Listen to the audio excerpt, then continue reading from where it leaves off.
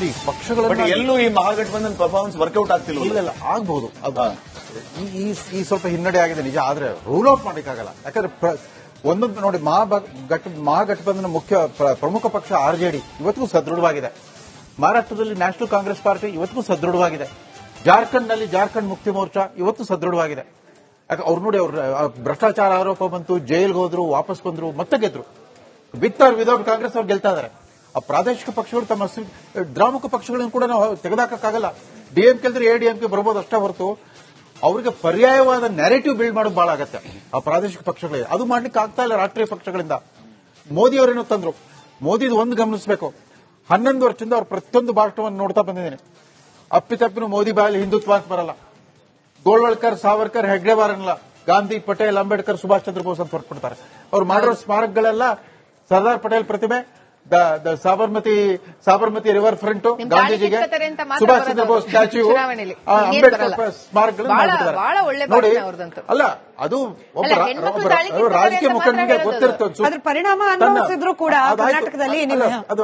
ಅದು ಆದ್ರೆ ಒಂದು ಎಲ್ಲಿ ಪ್ರಾದೇಶಿಕ ನಾಯಕತ್ವ ದುರ್ಬಲ ಆಗುತ್ತೋ ಆ ಪಕ್ಷ ಸೋಲುತ್ತೆ. ರಾಷ್ಟ್ರೀಯ ಪಕ್ಷಗಳು ಆಗ್ತಿರೋ ಅದೇ. ನಾವು ಗುಜರಾತ್ನಲ್ಲಿ ಪಾಪ ಯಾವುದೋ ಒಂದು ಕಾಲದಲ್ಲಿ ಒಬ್ಬ ಮುಖ್ಯಮಂತ್ರಿ ಇದ್ರು, ಆಮೇಲೆ ಮುಂದೆ ಅವ್ರನ್ನ ಬೋಫರ್ಸ್ ಹಗರಣದ ಅವ್ರು ಬಲಿಪಶು ಮಾಡ್ಬಿಟ್ರು. ಅದಾದ್ಮೇಲೆ ಗುಜರಾತ್ನಲ್ಲಿ ಮತ್ತೊಬ್ಬ ನಾಯಕ ಬಂದೇ ಇಲ್ಲ. ಕೇಶುಭಾಯ್ ಪಟೇಲ್, ನರೇಂದ್ರ ಮೋದಿ. ಹಾಗಿದ್ರೆ ನಾವಿದನ್ನ ರಾಹುಲ್ ಗಾಂಧಿ ಗುಜರಾತ್ನಲ್ಲಿ ಕೂಡ ಈಗ ಮಹಾಗಠಬಂಧನ್ ವಿಚಾರ ಅಸ್ತಿತ್ವದ ಪ್ರಶ್ನೆ ಈಗ ನಾವು ಕನ್ಕ್ಲೂಷನ್ ಬರೋಂಗಿಲ್ಲ ಅನ್ನುವಂಥದ್ದನ್ನ ನಾವು ನಿರ್ಧಾರ ಮಾಡಿದ್ರೆ ಈ ಮಹಾಗಠಬಂಧನ್ ಫೇಸ್ ಬಗ್ಗೆ ನಾವು ಮಾತಾಡಬಹುದಾ? ರಾಹುಲ್ ಗಾಂಧಿ ಅವರ ನಾಯಕತ್ವದ ವೈಫಲ್ಯ ಅಂತ ಒಪ್ಕೋಬಹುದಾ? ಅವರ ನಾಯಕತ್ವದಲ್ಲೇ ನಾವು ಆ ರೀತಿ ಅವರು ಬಿಂಬಿಸ್ಕೊಳ್ತಾ ಬರ್ತಾ ಇರೋದ್ರಿಂದ ರಾಹುಲ್ ಗಾಂಧಿ ಇಡೀ ತಮ್ಮ ರಾಜಕೀಯ ತಂತ್ರಗಾರಿಕೆಯನ್ನು ಬದಲಿಸ್ಕೋಬೇಕು. ಮುಖ್ಯವಾಗಿ ಮೋದಿಯವರ ಕುರಿತಂತೆ ಆ ವ್ಯಕ್ತಿಗತವಾದ ದ್ವೇಷ, ತಿರಸ್ಕಾರ, ತಾತ್ಸಾರದ ಭಾವನೆ ಅದನ್ನು ಬಿಟ್ಬಿಡ್ಬೇಕು. ತೇಜಸ್ವಿ ಯಾದವ್ ನೋಡಿ ಕಲ್ತ್ಕೋಬೇಕು. ತೇಜಸ್ವಿ ಯಾದವ್ ಯಾವ ತಮ್ಮ ಎದುರಾಳಿ ಬಗ್ಗೆ ಒಂದು ಕೆಟ್ಟ ಶಬ್ದ ಮಾತಾಡಲಿಲ್ಲ. ಅದ್ರ ಬಗ್ಗೆ ತನ್ನ ಧನಾತ್ಮಕವಾದ, ತನ್ನ ಕನ್ಸ್ಟ್ರಕ್ಟಿವ್ ಅಜೆಂಡಾ ಏನಿದೆ, ತನ್ನ ರಚನಾತ್ಮಕ ಆಶ್ವಾಸನೆಗಳೇನಿದೆ ಅದನ್ನ ಮಾತ್ರ ಹೇಳ್ತಾ ಬಂದ್ರೆ ಹೊರತು ಒಂದು ಹೊಸ ವ್ಯಕ್ತಿತ್ವ. ಈ ವೋಟ್ ಚೋರಿ ಕ್ಯಾಂಪೇನಿಗೆ ಈ ಬಿಹಾರದ ಚುನಾವಣಾ ಫಲಿತಾಂಶ ಯಾವ ರೀತಿ ಪರಿಣಾಮ ಬೀರಬಹುದು ಅಂತ? ವೋಟ್ ಚೋರಿನ ತಿರಸ್ಕರಿಸಿದಾರಲ್ಲ ಜನ. ಅದೆಲ್ಲ ಮೀರಿ ತಮ್ಮ ಮತ ಹಾಕಿದ್ದಾರೆ. ಯಾಕೆ ಭಾರತೀಯ ಜನ ವೋಟ್ ಹಾಕೋದ್ರಲ್ಲಿ ಎಕ್ಸ್ಪರ್ಟ್ಸ್ ಆಗಿಬಿಟ್ಟಿದ್ದಾರೆ. ಪಕ್ಷಗಳ ನಾಯಕರುಗಳಿಂದ ನಮ್ಮ ಮತದಾರ ಹೆಚ್ಚು ರಾಜಕೀಯ ವಿವೇಕವನ್ನು ಪ್ರದರ್ಶಿಸಿದ್ದಾರೆ. ನೋಡಿ, ಇಲ್ಲಿ ಮಾದೇಪುರ ಅಂದ ತಕ್ಷಣ ಪಾಪ ಕಾಂಗ್ರೆಸ್ ಕಾರ್ಯಕರ್ತ ಅವರೇ ಬಂದ್ಬಿಟ್ರು. ನಿನ್ ಮನೇಲಿ ಹೆಂಗ 60 ವೋಟ್ ಇದ್ವು ಅಂದ್ರೆ ನೋಡ್ರಿ, ನಂದು ವಠಾರ ಅದು, ಅಲ್ಲೆಲ್ಲ ಜಿಗ್ ವರ್ಕರ್ಸ್, ಹೋಟೆಲ್ ವರ್ಕರ್ಸ್ ಅಲ್ಲಿ ಇರ್ತಾರೆ. ಯಾವಾಗ್ಲೂ 40 ಜನ, ಅವ್ರಿಗೆಲ್ಲ ಒಂದೇ ಡೋರ್ ನಂಬರ್ ಇದೆ. ಕಾರ್ಪೊರೇಷನ್ ಅವ್ರು ಬೇರೆ ಬೇರೆ ನಂಬರ್ ಕೊಟ್ಟಿಲ್ಲ. ಅದರಿಂದ ತಾನೇ ಬಂದು ಹೇಳ್ಕೊಂಬಿಟ್ಟ, ನನ್ನ ಮನೇಲಿ ನಾನು ಒಬ್ಬನೇ ಕಾಂಗ್ರೆಸ್ ಕಾರ್ಯಕರ್ತ, ಎಲ್ಲರನ್ನೂ ಎದುರಾಕೊಂಡ್ಬಿಟ್ಟಿದೀನಿ ಅಂತ. ಸುಮ್ಮನೆ ಆಗ್ಬಿಟ್ರು. ಅಲ್ಲೊಂದು ವೋಟ್ ಚೋರಿ ಇತ್ತಲ್ಲ, ಇನ್ವೆಸ್ಟಿಗೇಷನ್ ಶುರು ಆಯ್ತು. ಕೊನೆಗೆ ಆ ಕಾಲ್ ಸೆಂಟರ್ ಆಪರೇಟ್ ಮಾಡಿದವರು ಯಾರು ಅಂತ ಹೆಸರು ಗೊತ್ತಾದ ಕೂಡಲೇ ದಯವಿಟ್ಟೆ ರೋಡ್ ಬ್ಲಾಕ್. ಅದನ್ನ ಮಾಡಿದವರು ಯಾರು? ಅಕ್ರಮ್, ಅಶ್ರಾಫ್, ನದೀಮ್, ಮುಸ್ತಾಕ್ ತಕ್ಷಣ ಅಶ್ರಾಫ್ ದುಬೈ ದುರ್ಬಳಕೆ ಆಗಿದೆಯಲ್ಲ, ಅದ್ರ ಬಗ್ಗೆ ಮಾತಾಡೋದಿಲ್ವಲ್ಲ. ಅದ್ರ ಬಗ್ಗೆ ಹೇಳಿ ನೋಡೋಣ. ಬಹಳ ಸ್ಪಷ್ಟವಾಗಿ ವಿತ್ ರೆಕಾರ್ಡ್ ಕೊಡ್ತಾ ಇದೀವಿ. ಯಾವ್ಯಾವ ವೋಟು, ಯಾವ್ಯಾವ ಬೂತ್ ಅಲ್ಲಿ ಸಮಸ್ಯೆ ಆಗಿದೆ ಅನ್ನೋದನ್ನ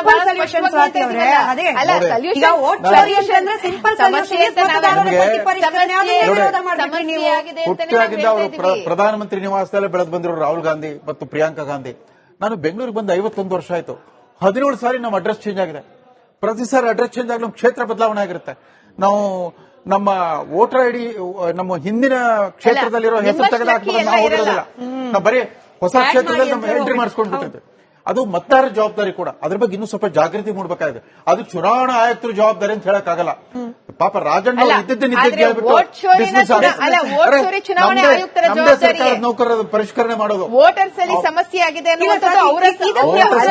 ರಾಹುಲ್ ಗಾಂಧಿ ಯಾವತ್ರಿ ಬೂತ್ ಲೆವೆಲ್ ಬಂದು ಕೆಲಸ ಮಾಡಿದ? ಬೂತ್ ಲೆವೆಲ್ ಬಂದು ರಾಹುಲ್ ಗಾಂಧಿ ಮಾಡಿಲ್ಲ. ಬೂತ್ ಲೆವೆಲ್ ಅಲ್ಲಿ ಕೂತು ಕೆಳಗಡೆ ಬಂದ ಕೆಲಸ ಮಾಡಬೇಕಾಗಿಲ್ಲ. ಅಲ್ಲಿ ಕೂತ್ಕೊಂಡು ಬೂತ್ ಲೆವೆಲ್ ವರ್ಕರ್ಸ್ ಜೊತೆ ಮೀಟಿಂಗ್ ಮಾಡಿದ್ರು ಅದು ಕೆಲಸ ಮಾತಾಡ್ಬೇಡಿ. ಜಸ್ಟ್ ಬಿಕಾಸ್ ಚುನಾವಣಾ ಆಯುಕ್ತರಿಗೆ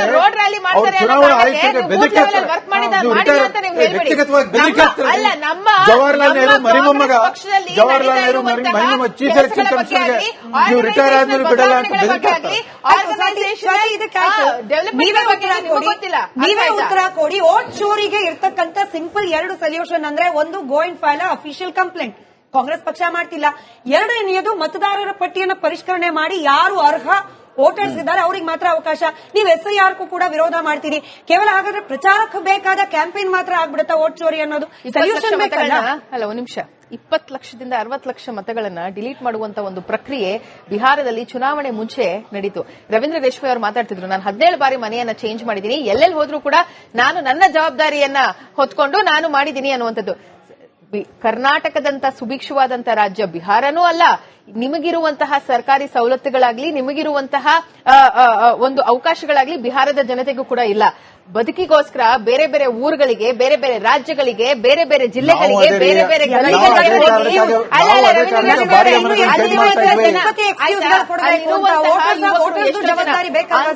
ಎಷ್ಟೋ ಯುವಕರ ಅಂತ 20-60 ಲಕ್ಷ ಜನರ ಹಕ್ಕನ್ನ ಇವತ್ತಿನ ದಿನ ಚುನಾವಣೆ ಆಯೋಗ ಕಸಿದುಕೊಂಡಿದೆ.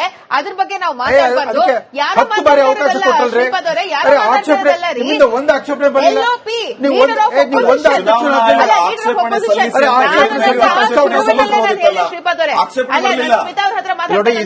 ಹೇಳಿದೆ, ಆಧಾರ ಸ್ತಂಭ, ನಮ್ಮ ದೇಶದ ಆಧಾರ ಸ್ತಂಭ ಸಂವಿಧಾನದಲ್ಲಿ ಪಾರ್ಲಿಮೆಂಟ್ ಅಂದ್ರೆ ಮೋರ್ ದನ್ 40% ಇರುವಂತ ಎಂಪಿಗಳು ಇವತ್ತಿನ ದಿನ ಆರೋಪ ಮಾಡ್ತಾ ಇದ್ದಾರೆ ಚುನಾವಣೆ ಆಯೋಗದ ಮೇಲೆ. ಆಧಾರ ಚುನಾವಣೆ, ಇವರೆಲ್ಲರೂ ಆಯ್ಕೆಯಾಗಿ ಬರೋದು ಹೇಗೆ? ಚುನಾವಣೆಯಿಂದಲೇ ಅವರೆಲ್ಲರೂ ಸಮಸ್ಯೆ ಇದೆ, ಆರೋಪ ಇದೆ ಅಂತ ನಾವು ಮಾತಾಡಿದ್ವಿ ಅಂತಂದ್ರೆ ಇದನ್ನ ನೀವು ಅಫಿಡವಿಟ್ ಕೊಡ್ರಿ, ಬೇಕಿದ್ರೆ ಕೋರ್ಟಿಗೆ ಹೋಗ್ಕೊಡ್ರಿ.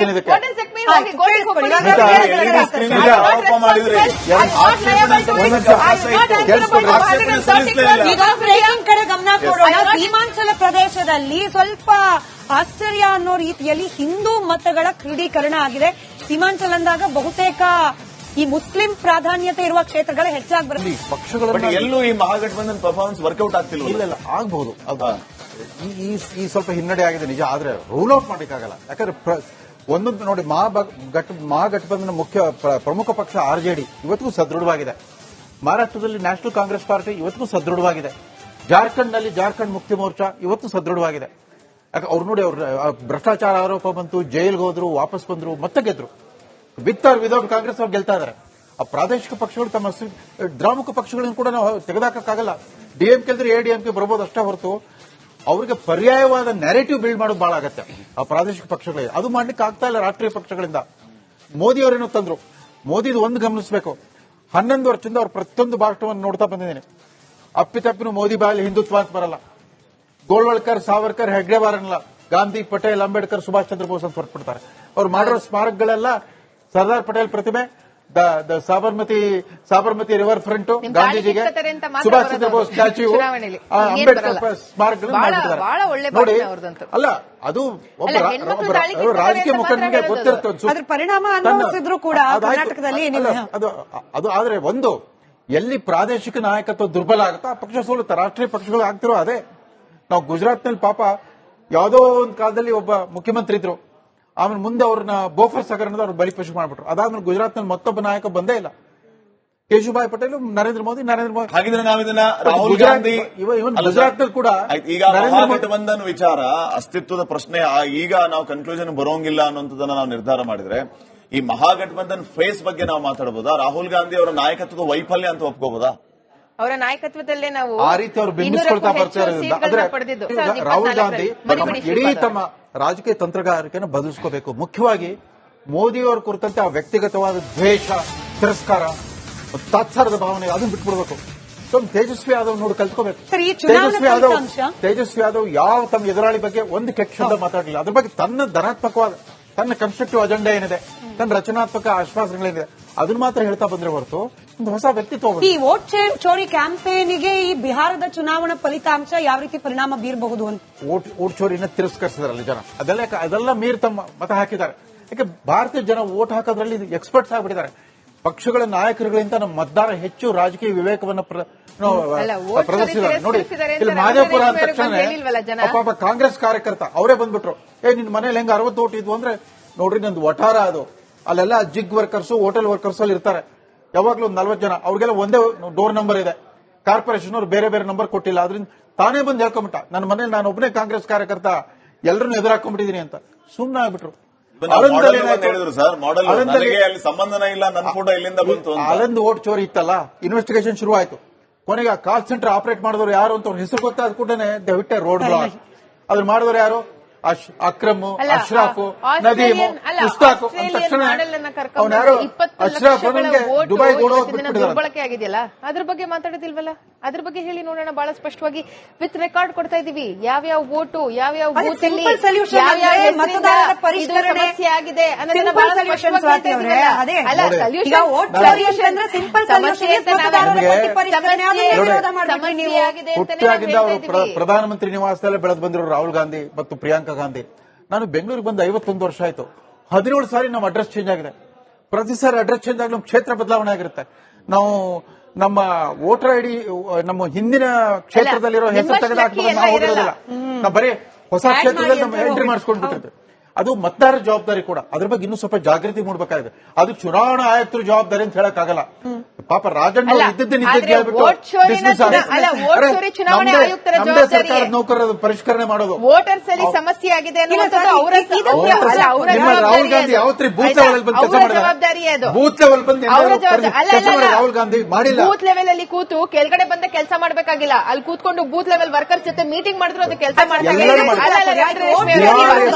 ನೀವು ಮಾತಾಡ್ಬೇಡಿ.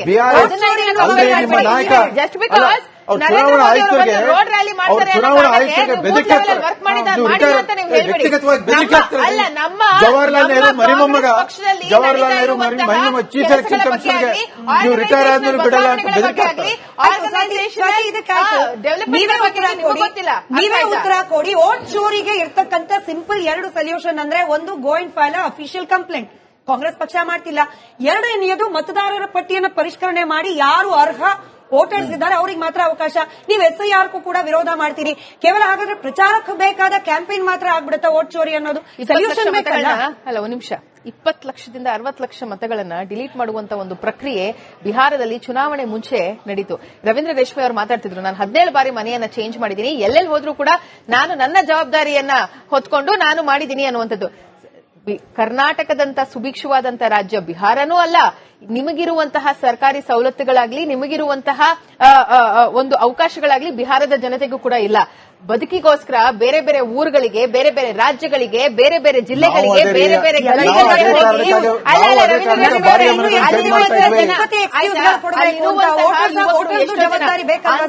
ಎಷ್ಟೋ ಯುವಕರ ಅಂತ 20-60 ಲಕ್ಷ ಜನರ ಹಕ್ಕನ್ನ ಇವತ್ತಿನ ದಿನ ಚುನಾವಣೆ ಆಯೋಗ ಕಸಿದುಕೊಂಡಿದೆ. ಅದ್ರ ಬಗ್ಗೆ ನಾವು ಮಾತಾಡಬಾರ್ದು. ಯಾರು ಒಂದು ಆಕ್ಷೇಪಣೆ ಬರಲಿಲ್ಲ.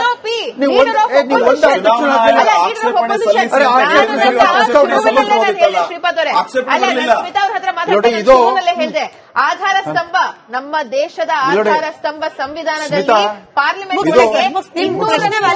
ಅಂದ್ರೆ ಮೋರ್ ದನ್ 40% ಇರುವಂತ ಎಂಪಿಗಳು ಇವತ್ತಿನ ದಿನ ಆರೋಪ ಮಾಡ್ತಾ ಇದ್ದಾರೆ ಚುನಾವಣೆ ಆಯೋಗದ ಮೇಲೆ. ಆಧಾರ ಚುನಾವಣೆ, ಇವರೆಲ್ಲರೂ ಆಯ್ಕೆಯಾಗಿ ಬರೋದು ಹೇಗೆ? ಚುನಾವಣೆಯಿಂದಲೇ ಅವರೆಲ್ಲರೂ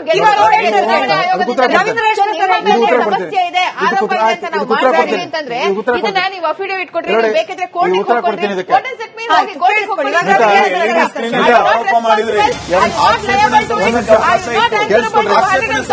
ಈಗ ಬ್ರೇಕಿಂಗ್ ಕಡೆ ಗಮನ ಕೊಡೋಣ. ಸೀಮಾಂಚಲ ಪ್ರದೇಶದಲ್ಲಿ ಸ್ವಲ್ಪ ಆಶ್ಚರ್ಯ ಅನ್ನೋ ರೀತಿಯಲ್ಲಿ ಹಿಂದೂ ಮತಗಳ ಕ್ರೋಢೀಕರಣ ಆಗಿದೆ.